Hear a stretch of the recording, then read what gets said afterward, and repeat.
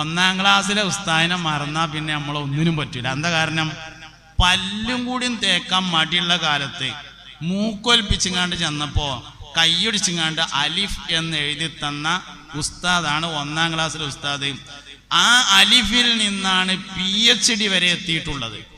മറന്നാ പിന്നെ എന്തിനാ നമ്മളെ പറ്റാം? അതുകൊണ്ട് ഒരിക്കലും മറക്കാൻ പാടില്ലാത്തൊരു വിഭാഗമാണ് ഗുരുനാഥന്മാർ, ഉസ്താദന്മാർ എന്ന് പറയുന്നത്. ഏറ്റവും ആദരവ് നൽകേണ്ടതും അവർക്ക് തന്നെയാണ്. ഗുരുവിനെ ആദരിക്കാത്തവർക്ക് 3 വിപത്തുകൾ വന്നു ചേരുമെന്നാണ്.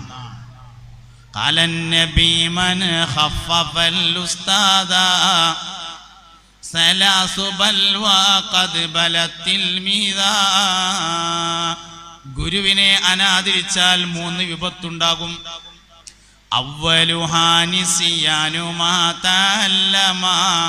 ഒന്ന്, അവനിൽ നിന്ന് പഠിച്ചതിന്റെ ഉപകാരം നഷ്ടപ്പെടും. 2, ഫൗത്തുർ റിസ്ഖ്, ഭക്ഷണം തടയപ്പെടും. 3, സൂഉൽ ഖാത്തിമ, അന്ത്യം ചീത്തയായി മരിക്കും.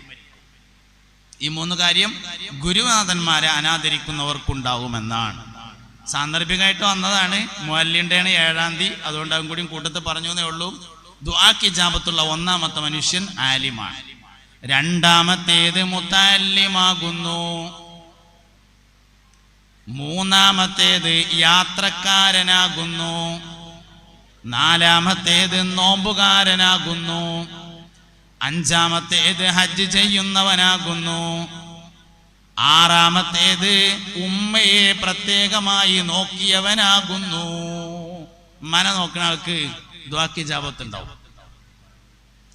ഇങ്ങനെ 10 പേർക്ക് പ്രത്യേകമായി ദുആക്ക് ഇജാബത്ത് ഉണ്ടാകുമെന്ന് ഹബീബുനാ റസൂലുള്ളാഹി സ്വല്ലല്ലാഹു അലൈഹി വസല്ലമ പഠിപ്പിച്ചിട്ടുണ്ട്. വ്യത്യസ്തമായ ഹദീസുകളിലായി ഓരോരുത്തരായി എണ്ണി പറയുകയും ചെയ്തിട്ടുണ്ട്. കൂട്ടത്തിൽപ്പെട്ടതാണ് ദുആന്റെ മര്യാദകൾ എന്ന് പറയുന്നത്. അതിൽ 1ാമത്തെ മര്യാദ സന്ദർഭം നോക്കണം എന്നതാണ്. 1ാമത്തെ മര്യാദ ദുആന്റെ സന്ദർഭങ്ങൾ നോക്കണം. നിസ്കാരത്തിന്റെ ശേഷമുള്ള ദുആക്ക് പ്രത്യേകം ഇജാബത്തുണ്ട്. വെള്ളിയാഴ്ച രാവിലെ ദുആക്ക് പ്രത്യേകം ഇജാബത്തുണ്ട്. കൊല്ലത്തില്, ഒരു വർഷത്തില് 4 രാത്രികൾ ദുആക്ക് ഇജാബത്തുണ്ട്.